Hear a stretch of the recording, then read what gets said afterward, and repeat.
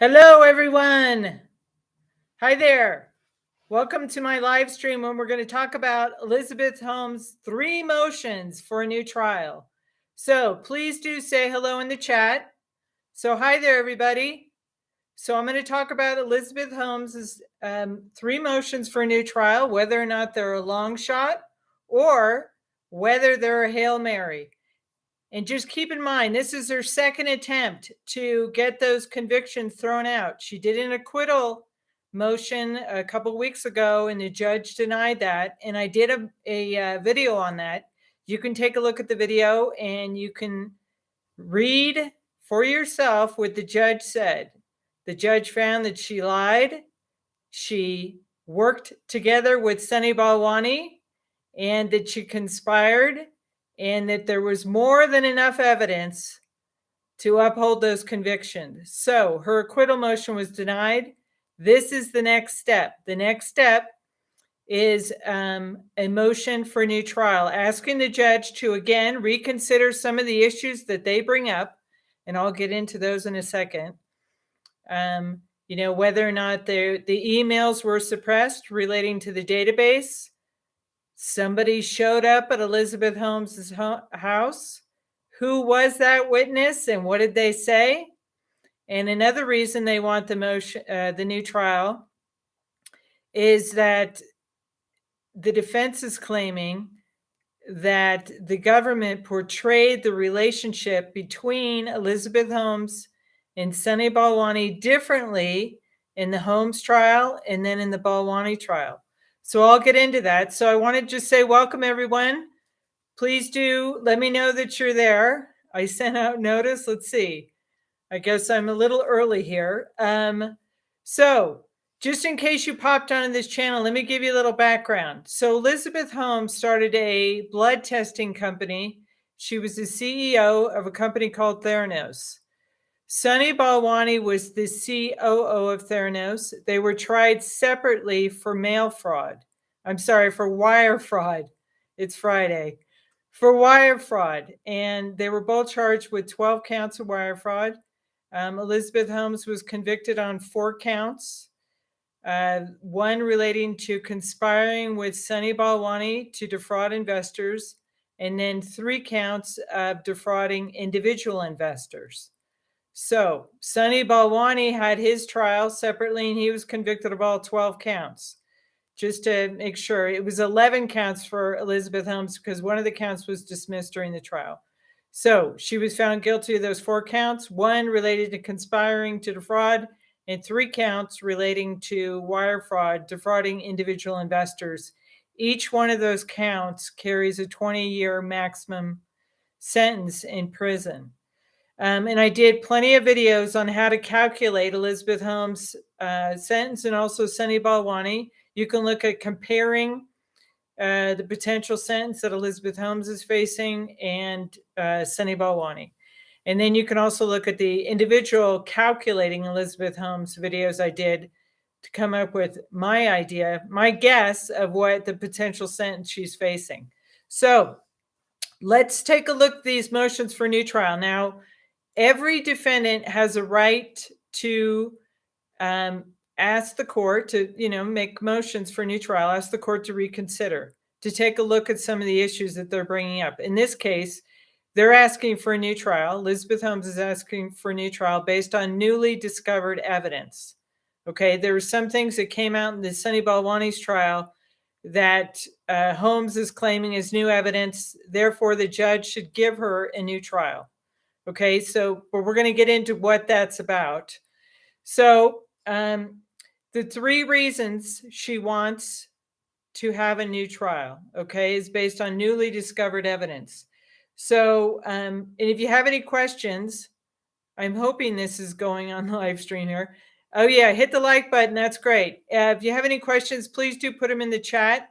And if you want to participate in the chat, you have to subscribe to the channel. So just go ahead and hit this subscribe button, and then you can put your question in the chat. And please do say hello in the chat if you'd like, or hit the like button. Let me know you're there and you can hear me. Okay, so who am I? I'm Michelle Hagan. I'm a legal analyst and I'm a former prosecutor. You may recognize me because I did a lot of legal analysis on the Elizabeth Holmes case, and I watched the trial.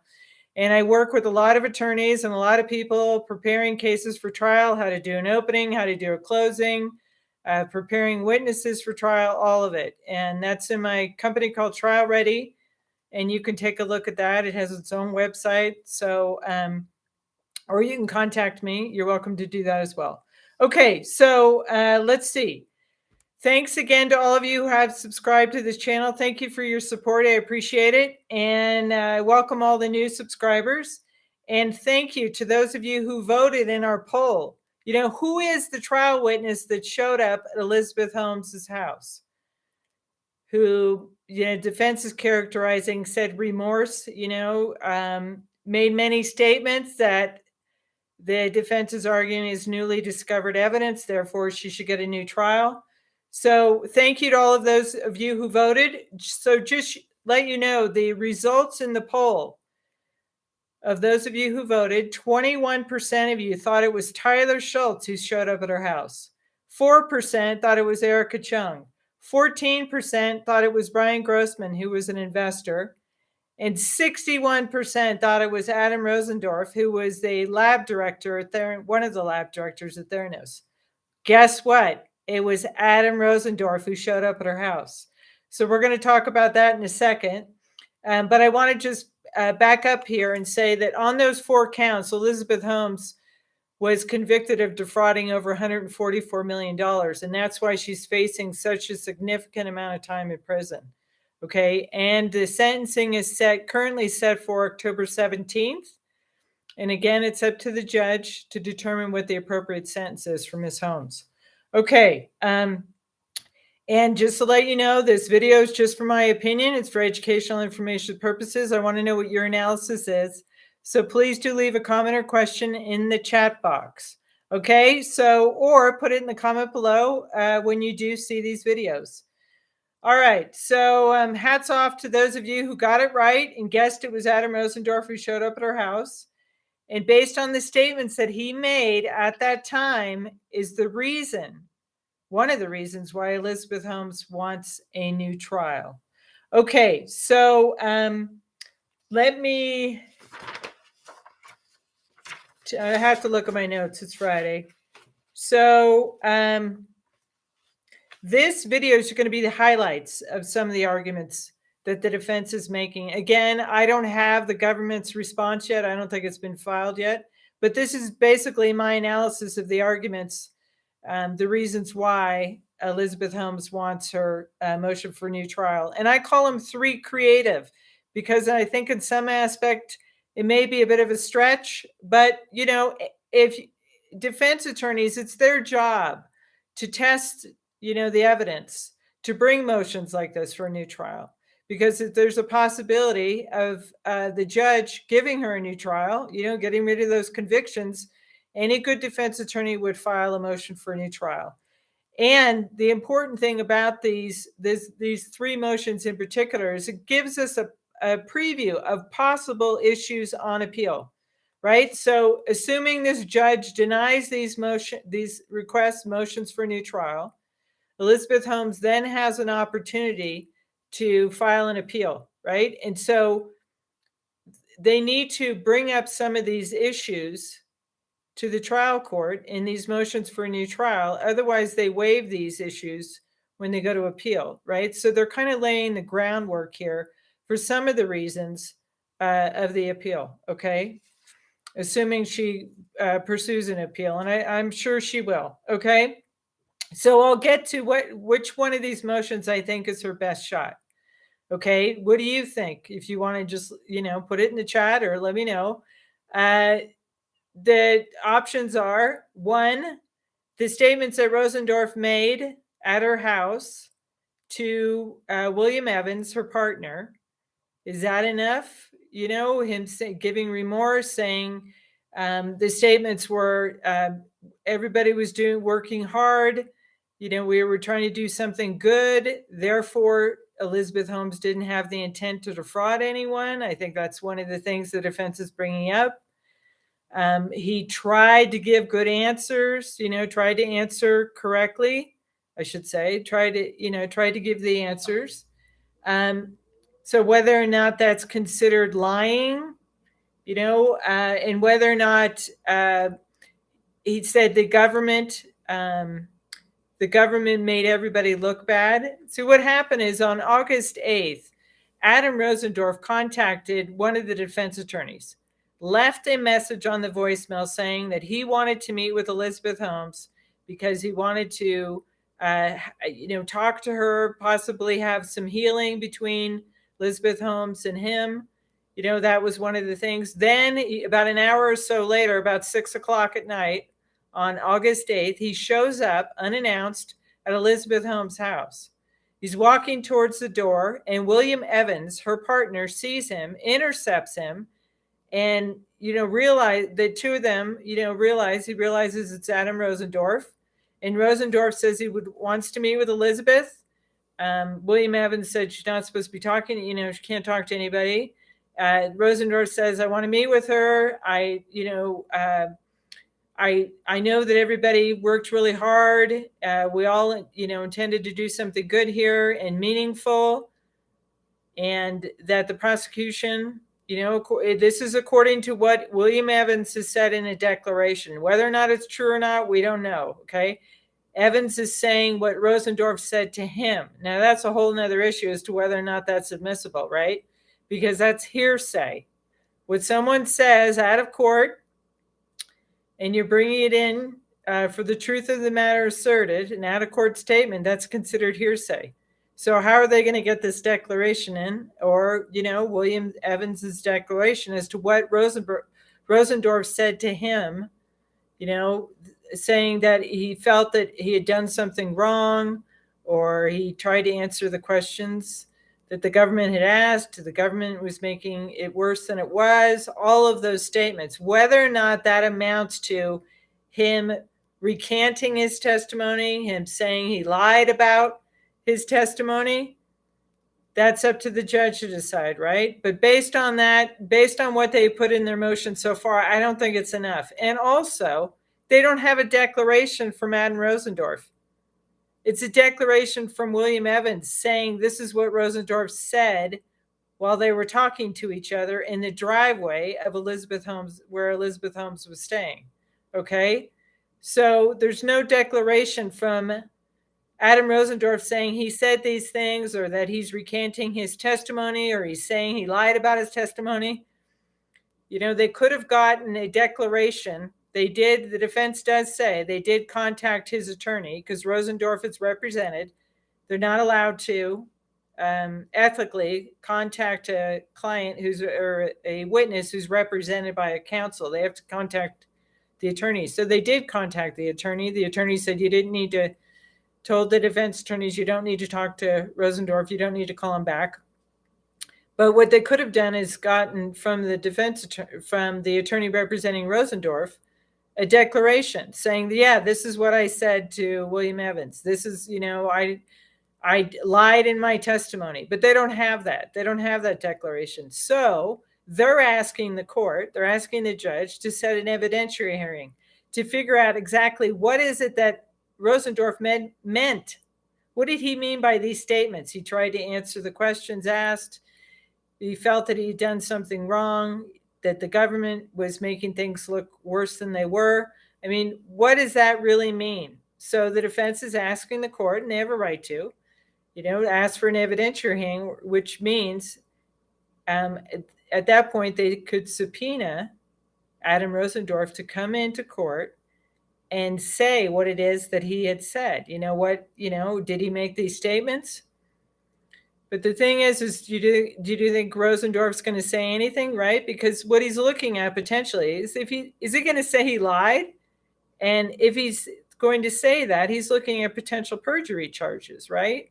So that's a whole nother can of worms, right? So if Rosendorf were to be subpoenaed, if there was an evidentiary hearing to figure out exactly what it is that Rosendorf said, is he recanting his testimony? Is he saying he lied about his testimony?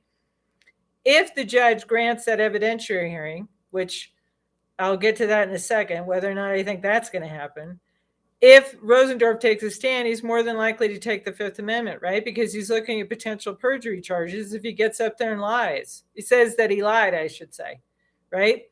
And here's the other thing. Now, let me tell you what the law is here quickly here.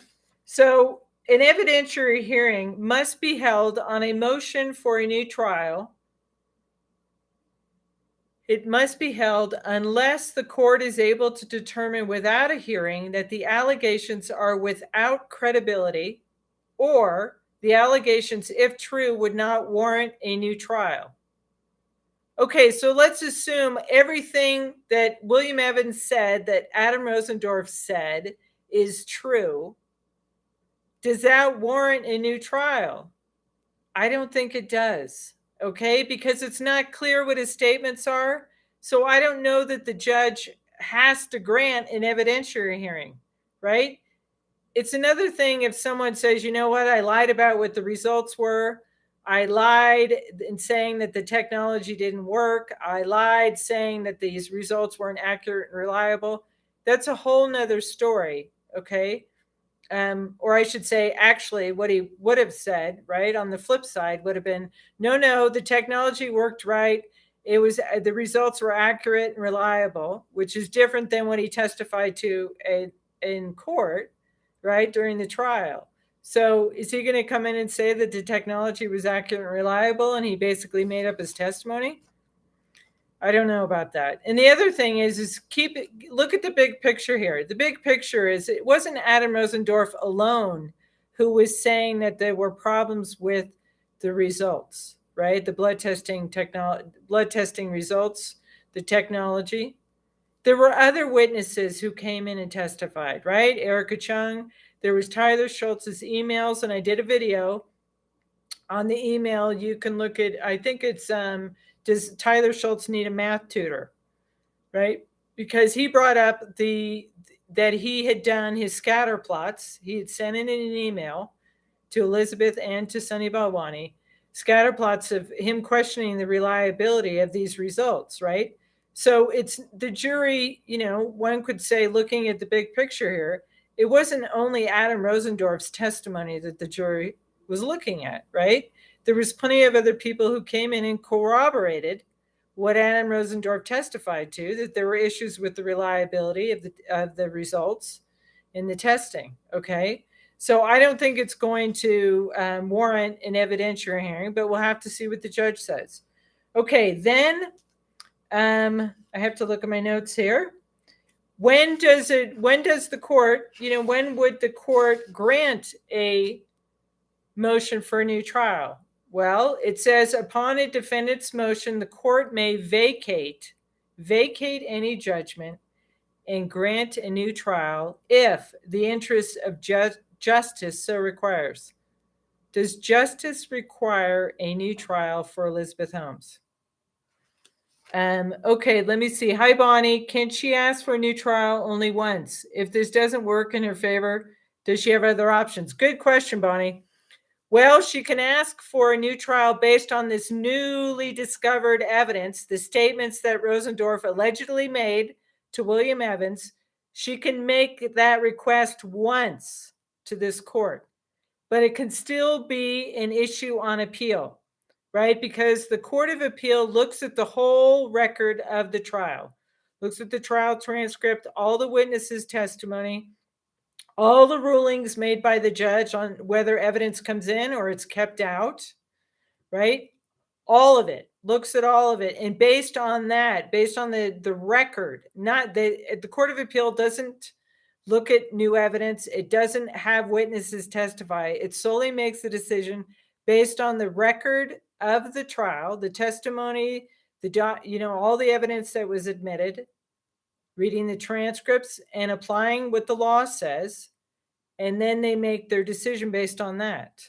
Whether or not, say, for instance, the judge was wrong about the law, or that certain evidence was kept out and it shouldn't have been, or in this case, her saying that the newly discovered evidence, if the judge denies this regarding Rosendorf's statements, if he denies the motion for a new trial and denies the evidentiary hearing to find out, to probe and ask Rosendorf, what did he mean by these statements? And does it amount to him basically recanting his testimony?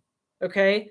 And again, the Court of Appeal looks at the whole record. So what did the other witnesses say? Did they, the issue was whether or not they made misrepresentations regarding the technology, the capability of the technology, the financial stability of the company, etc. Right? So the court's going to look at the big picture and see what the other witnesses said. And if you look at the testimony of the other witnesses, they're corroborating what Adam Rosendorf initially testified to. Okay? All right. So juror regret is not new evidence. True, juror regret is not new evidence. However, this is what the defense is arguing. If Adam Rosendorf said to William Evans, everybody was working hard and we were trying to do something good, that statement, the defense is arguing, relates to the intent to defraud. In other words, which is an element, right, of wire fraud, the intent to defraud the investors or the patients, etc. If everyone was doing something good, that means that she didn't have the intent, assuming everyone includes Elizabeth Holmes, that she didn't have the intent to defraud. Do you see what I'm getting at? So therefore, it's considered a material or irrelevant piece of evidence. Okay, but let me tell you what and it's not uncommon.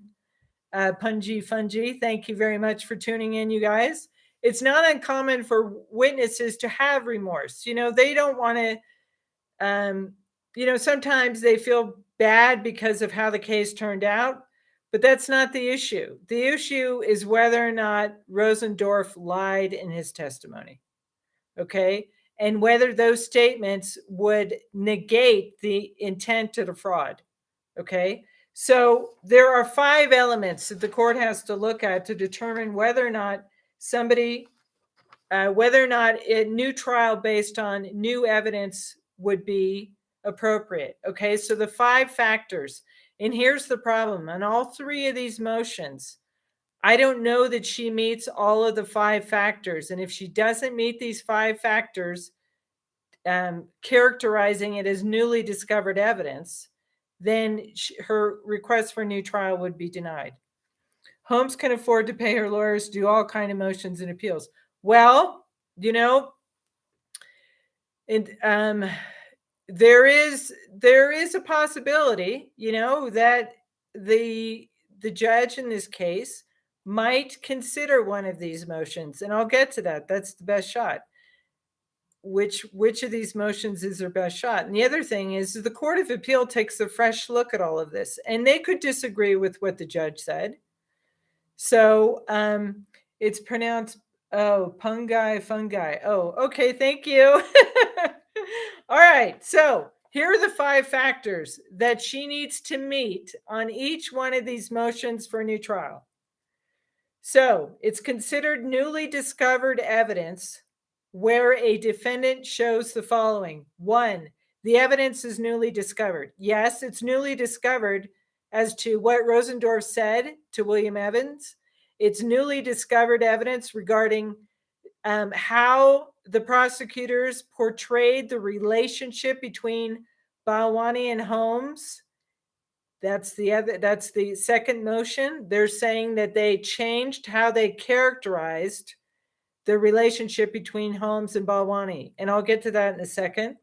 And the third motion is that the defense is claiming that they were not given emails, that emails were not produced to them relating to the database, that database that the prosecution was claims that they didn't have access to because they didn't have the code, the database that apparently contains all the patient results in the quality control testing, right? The database that was not entered into evidence in either one of the cases.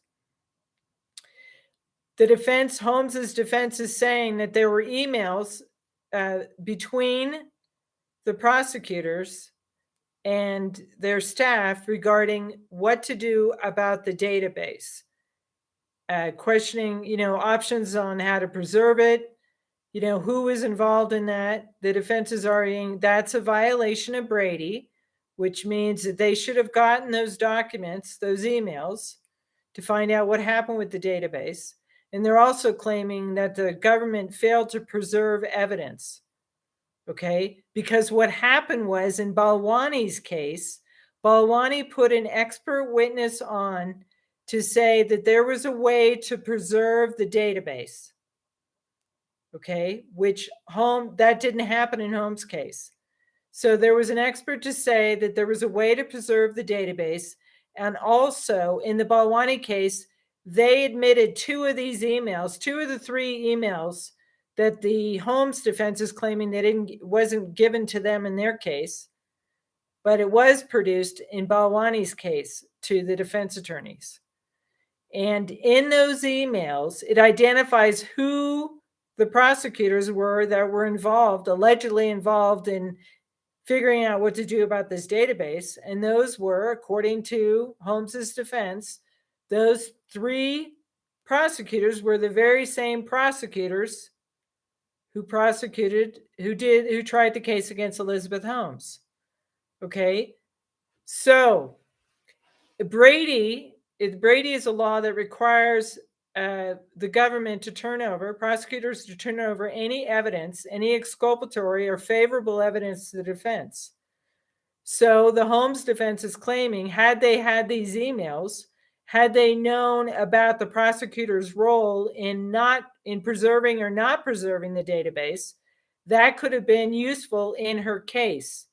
Okay, so is the evidence newly discovered? The defendant is diligent in seeking the evidence. Okay, we're not going to contest that.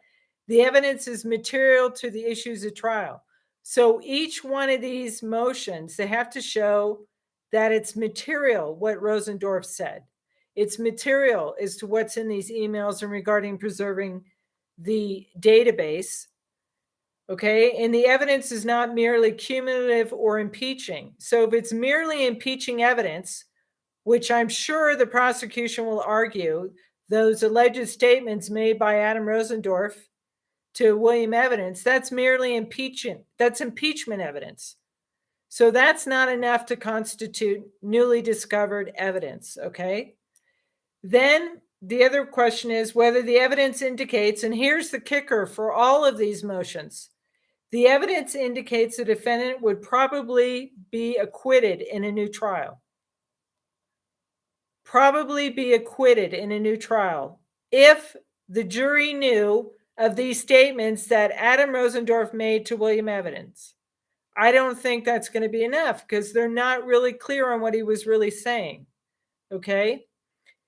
I think some people would argue that was his opinion, that the government was making everybody look bad, or it was his opinion, that everyone was working hard. The question is, what is the facts to show, right? He didn't come out and say that, no, the technology was accurate. He didn't say that to William Evidence. He didn't say that the blood results were accurate. He said that the government was making everyone look bad. They were trying to do something good. He thought he had done something wrong. He wanted to meet with her because of healing. Okay, so is it the job for the prosecution to make them look bad? Yeah, that's true too, right? I mean, of all the trials I've had, I can tell you many times, family members, friends of defendants, or plaintiffs, depending on which case I was dealing with, they may not like how I presented the evidence. They may not like what I said in closing argument. They may not like my cross-examination. That's not the point. The government here and prosecutors, they're out there trying to put the evidence to prove their case, right?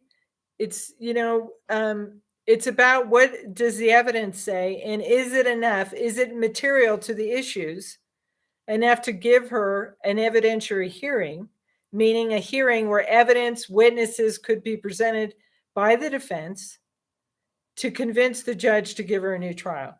So is the evidence indicating that the defendant would probably be acquitted? I don't think so. I think if the jury heard these statements from Rosendorf, I don't know that that would be enough, given the corroborating testimony of several other witnesses. Okay.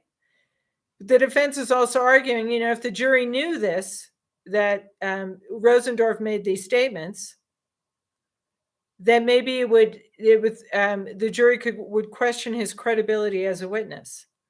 Now, again, you have to also look at the big picture here. What do the other witnesses say? Okay, so any questions there in that chat? All right, and if you want to do a super chat, by the way, I did put a PayPal link if you want to contribute supporting me making these videos. Okay, so let me get to the next. I'm just checking my notes here. Yeah, the question is whether or not Rosendorf's statements really go to show that she didn't have the intent to defraud, so-called doing something good. I don't know that that's going to be compelling enough, because I think the prosecution could probably argue it's his opinion and that he's not saying that he lied and he's not recanting his testimony. He's just telling him what he thinks about what the prosecution did. Okay. And it's not likely to be enough to acquit her if they'd known that. All right. So let's look at the next, because it's Friday and I don't want to keep you guys too long here. Let's see. Let's look at the next motion. The next motion, Holmes's defense is claiming there's newly discovered evidence because, and this is an interesting one, because the way the government portrayed the relationship between Holmes and Balwani was different in the Holmes case and in Balwani's case.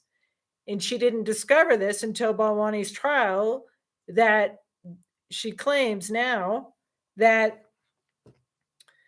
the prosecution characterized the relationship between Balwani and Holmes differently. So in the Balwani case, the government characterized or portrayed the relationship between Holmes and Balwani to say that Balwani had control. He had influence over Elizabeth Holmes based on his age, based on his business acumen, etc. But in the Holmes case, the way they portrayed the relationship was they were romantic partners, and that the government contested that Balwani had any control or influence on her. See how it's opposite than what the defense is alleging that the prosecutors did in the Balwani case. Okay, they're saying in the Holmes case that the government contested that Balwani had any influence on Holmes, and that they also contested whether or not the abuse allegation, right, that Holmes brought up in her trial. But here's the thing, is that enough? Is that enough to say, this is what they said. Had Balwani been tried first, Holmes could have used the government statement in closing to show that Balwani had influence over Holmes. Therefore, there was basically no conspiracy, because you have to be a willful participant. If you're being controlled or abused, right, which I think is what the defense in the Holmes trial was trying to do, then they're saying that Holmes was not a willful participant in a conspiracy. Therefore, there was no conspiracy. But the problem is, if Holmes is claiming that it's based on statements the government made in closing argument, I don't think, statements that we make in closing argument, and I'll read you, let me see here. There's a jury instruction, right, that tells the jury what is not evidence. So statements made by attorneys in closing argument is not evidence, okay? So in reaching your verdict, you may consider only the testimony and the exhibits received in evidence. The following things are not evidence, and you may not consider them in deciding what the facts are. Number one, questions, statements, objections, and arguments by the lawyers are not evidence. That's a jury instruction. So maybe Holmes's defense made a mistake in this, or maybe I misread this motion. Because if they're saying it's the statements that the government made in closing argument, how they characterized how Balwani had influence over Holmes in the Balwani trial, if they're saying that that is evidence the jury considered, well, those are arguments made by counsel, so it's not evidence. If Holmes is trying to say that the testimony in the Holmes's trial, say for instance Daniel Edlin, who testified, he was asked about what was the relationship like between Balwani and Holmes, and I think I remember this right. I think Edlin said basically that Holmes was the one who had the authority. Holmes the one made the call, right? But in the Balwani trial, the defense, Holmes's defense, is trying to say that no, they're changing, they're reversing here. They're saying that Balwani did have influence over Holmes. Therefore, it's newly discovered evidence and it's material to her case. But if they're saying it's based on statements made by counsel in closing, that's not good enough because it's not considered evidence according to the jury instructions. But if they're going to say that it's based on the testimony that Edlin made, did Dan Edlin say two different things in the trial in Balwani's case versus Holmes' case? Again, they still have to meet those factors, right? Is it material to the issues? To what's at issue? How you portray the relationship between Balwani and Holmes, is that material to a wire fraud charge? It's not required. It's not required for a conspiracy as to what the relationship was. It's just an agreement between two or more people to commit a crime. It doesn't matter if you're dating. It doesn't matter if you're romantic partners. It doesn't matter how close the relationship is. That's technically not an element of either wire fraud or conspiracy to commit wire fraud. Okay, so I don't think that's going to be considered material. So I don't think they're going to meet that factor. Then the other factor is whether or not there was a probability, the evidence indicates that the defendant would probably be acquitted. Well, had the Holmes jury known that the age difference between Balwani, his business acumen, all the stuff that they brought up in the Balwani case, would that have probably led to an acquittal? I don't think so. Again, look at all the other testimony. Look at all the other evidence that came in. But again, this is up to the judge to decide. He could grant an evidentiary hearing and allow the defense to put on evidence, to say that maybe some of the witnesses in the Balwani case characterized the relationship differently, but I don't think it's material. So I think they're going to lose on this one too. Okay, so let me see. Just curious, on her day of sentencing in October, will Holmes be going straight to prison, or the judge will have her serving her sentence by setting a future date for her to turn herself in? Well, that's a good question. So, fun guy. That's up to the judge to decide, right? But usually what happens when you're sentenced to a considerable amount of time in prison, usually you're taken away right then and there. But, I don't know what else. We don't know what the pre-sentence report says. We don't know, but it's up to the judge. And more often than not, they'll send them directly to prison. Okay. So let's look at what I think is probably her best shot here. Okay. So this relates to, I got too many papers in front of me here. All right, this motion relates to Holmes's motion for a new trial based on newly discovered evidence relating to the database, okay? So that database is the one that Holmes's defense is arguing contained the results of the patient tests and the quality control results. In other words, I would say it would be arguably the best evidence for a jury to determine whether or not that technology was accurate and reliable, right? Because if it wasn't, as the jury found, right, as the Holmes jury found, because they convicted her on 4 counts of fraud, that she made misrepresentations, right? So if that database, which it looks like there was, when it was provided to the government, they didn't have access to it, they couldn't get into it, right?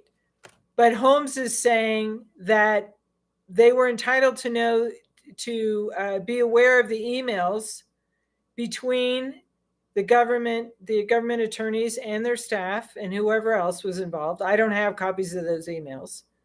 I'm just reading based on what's in the defense's motion. That had they known that there was a discussion about whether to preserve this database, and that wasn't done, right? In the Holmes case, it wasn't done. In the Balwani's case, it also wasn't done, but the Balwani put on an expert witness to say this database could have been preserved. In other words, they could have had, that evidence could have been accessible to Holmes, okay? But that's a big if, okay? But there are some interesting things in this motion that may lead the Court of Appeal to kind of consider this, okay? And it relates to fair trial, thinking of notions of fair trial. Did she get a fair trial? So if the prosecution suppresses evidence that's favorable to the defendant, that's a problem. But it's a high standard to me, because you have to show that the prosecutors intentionally acted in bad faith, intentionally destroyed evidence or failed to preserve. So the bad faith standard is hard for defendants to prove, that the government acted in bad faith. Okay, they're not technically alleging that in so many words. They may when it gets to her appeal in front of the Court of Appeal, but we'll see. So, is it considered the best evidence? And what's also the defense brought up is that those emails were produced to the attorneys representing Balwani, but they were not produced to Holmes's attorneys. And Holmes did make a motion to compel any documents relating to the database. They did make a motion to strike any of the quality control results, that they wanted to strike the CMS. I'm trying to think of that report, right? But the judge denied that. And the judge denied their request to compel production of these documents relating to the database, because the judge found that Holmes did not show how it was relevant to her case, and that or that it was helpful to her defense. But in the Balwani trial, the Balwani's defense attorneys were able to show it was helpful to his defense, those documents would be, and that Balwani did argue it was specific, specific to their case. And I'm trying to think of what the word is, specifically relevant to their case, and it impacted their strategy. Okay. So the judge required the government to turn over any documents, which were some of those emails, right? So, it looks like on its face that both Holmes' team and Balwani's team made the same motions, but the judge ruled differently. That's, I think, what the defense is implying. But if the judge specifically said, you didn't show how this was relevant, the database, how it was relevant, because we still don't know what was contained in that database, whether or not it was exculpatory or whether it was incriminating towards Holmes, right? That's a big guess. It's a big guess as to whether or not whatever was contained in that database was relevant to either one of these trials, okay? So that might be the thing also, that the judge, decides that maybe it's not material, right? It's not material, and it's not likely that had they known about these emails where they were trying to decide whether to preserve, how to preserve, or if to preserve, or accessing the database, whether or not that would be relevant to a jury, to convince a jury to acquit her or have the probability of acquitting, again, that's a pretty high standard. But what's interesting, I think, and this may be her best shot, okay? What's interesting is bringing up things about, the conduct of the government. The government didn't preserve. It may not be bad faith, but maybe they could have argued they didn't preserve it, right? So it was the conduct of the prosecutors, making them look bad. Maybe that's something that they could argue. I don't know. Okay, so let me look and see here. The other thing the defense could have argued is, had they known that the government was talking about, how to preserve this or not, there is a jury instruction that the jury could have been told that if they failed to preserve evidence, the jury could consider that. But that wasn't in the Holmes case, right? That wasn't in the jury instruction. So maybe that's something the Court of Appeal will look at, okay? And it does happen. The Court of Appeal does toss out convictions, especially when they see things where, the government intentionally withheld evidence. Now, I'm not saying that happened in this case at all, but, they acted in bad faith. Again, I don't know that that's been shown either. Okay. I don't have the emails. I don't know and we'll probably find this out in the hearing on October 3rd when they have the hearing on these motions for a new trial. But it certainly is a question, that the Court of Appeal may consider whether, how the government acted here, whether that evidence should have been preserved, whether those emails should have been disclosed to Elizabeth Holmes. But again, they're reticent to overrule, especially when if the judge in the Holmes case found that she didn't show that it was specifically relevant to her defense or helpful to her defense, that's a hard burden for her to overcome at the Court of Appeal, okay, to show that the judge made ruled incorrectly there. So, okay, let me see what else here. Did the defense did everything in their power to keep the database out of the equation? In the Holmes case, no, they were trying to get into how the government dealt with the database, not getting access to it. They were trying to, but the judge was very cautious. This is a very cautious and thoughtful judge. Because if you open up the can of worms of, what happened to this database, then there's a whole separate trial on who was involved with the handling of it and all of that. And the big hurdle was, did Holmes's defense show that it was relevant, right? We can speculate as to what was on the database, but we don't know. And it's a whole nother story if the government had gotten access to the database, saw what was in the database, found out it was exculpatory, in other words, favorable, showing that the testing was accurate and reliable, and they withheld that, that's a whole nother story. But that's not what's being argued here. What's being argued here is these emails weren't turned over, and that they weren't allowed to get into how what the government's role was, specifically these three prosecutors, what their role was regarding preserving this database or the handling of this database. Okay, so again, it goes to questions of, the Sixth Amendment and the 14th Amendment, whether or not, and I'm sure this is going to be one of her appeal issues, whether or not she had a fair trial. Did the government have a duty to preserve evidence? Yeah, they do.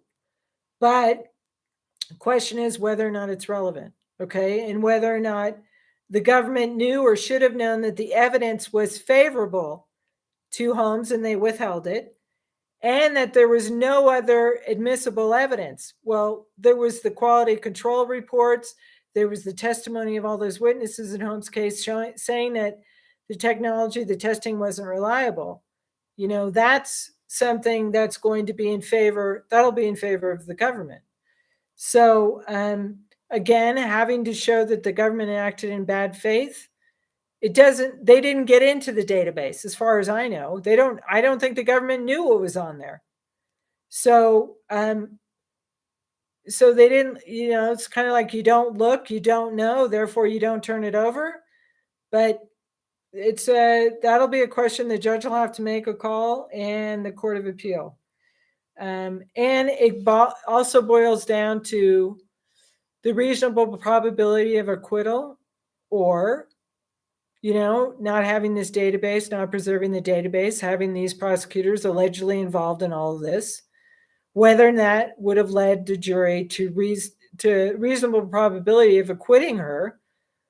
I don't know about that. Or if they find that the government didn't act properly or there was some kind of misconduct here, then the question is whether or not there would have been a different result.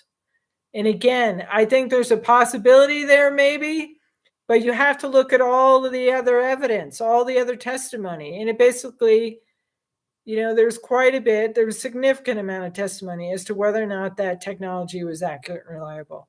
And the jury found that there were misrepresentations, made regarding the fast, accurate, reliable, the financial stability of Theranos, whether they were using finger sticks or Venus draws, all of those representations, the logos. Remember, Elizabeth Holmes admitted to misappropriating the logos from the pharmaceutical companies, putting it in those investor reports, giving to investors, whether or not constitutes fraud. And again, we don't know what the jury's rationale for this verdict was. We don't know, right? But I don't know that this is enough. But keep in mind on that hearing on October 3rd or whenever it happens, but right now it's October 3rd, on these motions for a new trial, depends on what's being argued here. If there's additional things or there's compelling arguments made at the hearing, or we don't know what the government's response is yet on how they're responding to what happened with the database, whether those emails should have been turned over, whether Rosendorf's statements amount to basically him lying about his testimony, saying he lied in his testimony, or them portraying the relationship between Balwani and Holmes differently in each trial, whether that amounts to enough to grant even an evidentiary hearing, to even just look, possibly allow the defense to put on evidence or to subpoena Rosendorf to come in to explain what he meant by these statements. I don't know that this judge is going to go there. I don't know that he has to go there either, because of these factors of, is it newly discovered evidence? Would it reasonably probability of leading a jury to acquit? Yeah. And whether or not, even if these allegations are true, does it warrant a new trial? And the probability of acquittal based on all the other evidence that we know about, all the other testimony, I don't know. I don't know that the judge is going to entertain an evidentiary hearing. So the judge, let me tell you what the judge's options are here. So the judge can either deny the motion based on what has been said in the defense motion and whatever the government says in their reply. At that hearing, the judge can deny the motion for a new trial. The judge can deny the evidentiary hearing. That's it. Then Elizabeth Holmes has the next step is to appeal. She potentially could file an additional motion, possibly, or motions for a new trial based on other newly discovered evidence, but I don't think that's it. I think the next step is to get it all ready, start getting their appeal ready for the Court of Appeal. Okay, but if the judge decides on any one of these motions to grant an evidentiary hearing, saying that, that he would like to see if there's any evidence out there to support any of this, whether Rosendorf is now claiming that he lied, potentially having a hearing, having him subpoenaed to come in and testify, whether or not he testifies. I mentioned this in the beginning of the video. He may claim the Fifth Amendment. And then, then what are they going to do? It's based on the declaration, the hearsay by William Evans as to what Rosendorf said. I don't know how that's going to go. Probably not very successful. Then the best shot would be the database, how the database was handled, whether it was preserved, what the conduct was of the prosecutors that the defense is alleging. whether that amounts, whether that's enough to give an evidentiary hearing. That's going to be up to the judge. It's not easy. These motions for a new trial are tough to win by any defendant, but they should be made. They definitely should be pursued, especially since, there are some things that have come up. Whether or not it constitutes new evidence, that's up to the judge to decide, assuming they make those 5 factors. And I think they're going to have hurdles when it comes to the probability of gaining an acquittal. I think that's going to be tough. But maybe they're going to argue, it was a split verdict. It looks like it was pretty close with the jury anyway.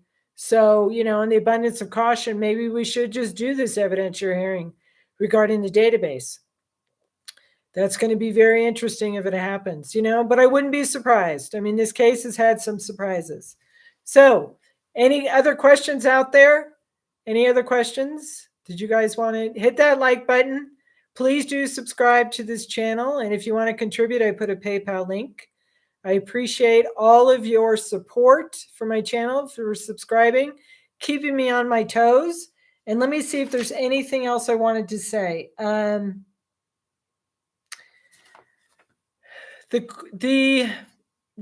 Making these motions is really good for laying the groundwork and testing some of these issues that you may want to bring on appeal, right? So typically some of the appeal issues, when they get to the appellate court, some of the issues are, ineffective assistance of counsel. That's one of the appeal issues some defendants make.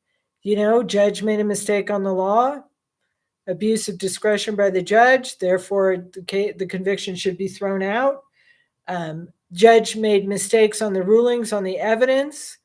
The jury was improperly instructed or not instructed, possibly on this preserving of evidence issue. But again, in the Holmes case, it was very limited as to what they talked about on the database. Very limited. I mean, it was just, they didn't get into what happened to it. It basically just wasn't accessible, okay? So, thing about even going to the Court of Appeal, those judges, get a fresh look at all of this evidence, all of the rulings, and they make their determination, right? They're going to decide whether they're going to throw out any of these convictions. Now, the conspiracy, conspiring with Balwani, the other 3 counts were defrauding individual investors, right? That doesn't have to do with, technically, with Balwani. But on the conspiracy count, the changing of how they portrayed the relationship, whether or not Balwani had influence over Holmes or not, maybe the defense could argue in their appeal, or maybe they're going to argue at the hearing, that the government was basically eliciting false testimony from witnesses, maybe who characterized it differently in each case. Is that what they're going to argue? Maybe it's tantamount to suborning perjury because they characterized it differently. But if it's relying on what they said in closing argument, that's not evidence. They're going to have to look at what did particular witnesses, like for instance, Edlin, say. How did he characterize the relationship? But then it goes, so, if they're able to make a big deal out of that and make a big deal out of it when they go to the Court of Appeal, maybe then they get the conspiracy count thrown out. Okay. Now, the other 3 counts, now, again, I'm just guessing here. Okay. This is guessing. We don't know yet. When it goes to the Court of Appeal, the 3 other counts regarding defrauding individual investors, that's where the database comes in. And whether or not the government was acting in bad faith, failing to preserve it, all of that, failing to instruct the jury, all of those allegations, whether the Court of Appeals thinks that she was denied a fair trial based on that, that could throw out those 3 other convictions, okay? But again, we got a long way to go. If this judge denies it, her next step is the Court of Appeal. Appellate cases usually take a year or 2. And again, the case is not over just because you got a conviction. It ain't over until the appeal is final, okay? Because between now and then, there could be other things that happen, okay? Specifically, how this judge rules on these motions for a new trial. The other thing that's interesting, maybe this is the last thing I'll say here, is this judge on these motions for a new trial, he's going to have to make a ruling just like he did on the acquittal. If you look at the video I did on the acquittal ruling, and I walked you through the words that the judge used. She lied. She knew, right? She knew that Walgreens wasn't rolling out 200 stores. She worked together with Balwani. She conspired with Balwani. He didn't say there were half-truths. He said she lied. So likewise, this judge is also going to give probably he's going to give a written decision. He's going to lay out his reasoning as to whether he denies these motions for a new trial, each one of them, or whether he grants an evidentiary hearing and why he does that, or whether he denies it. So all of that, based on what the judge's reasoning, is also going to be looked at by the Court of Appeal to see if the judge made the right ruling on Holmes's request for a new trial. Okay, so do you see the big picture here? These are hard motions to win for a new trial.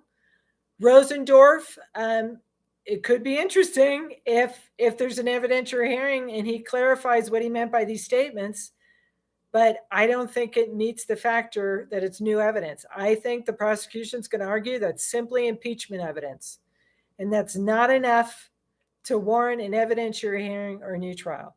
The database, that could be interesting. Okay, on these emails, whether they should have been produced, whether the government, had any bad faith involved in how they failed to preserve the evidence.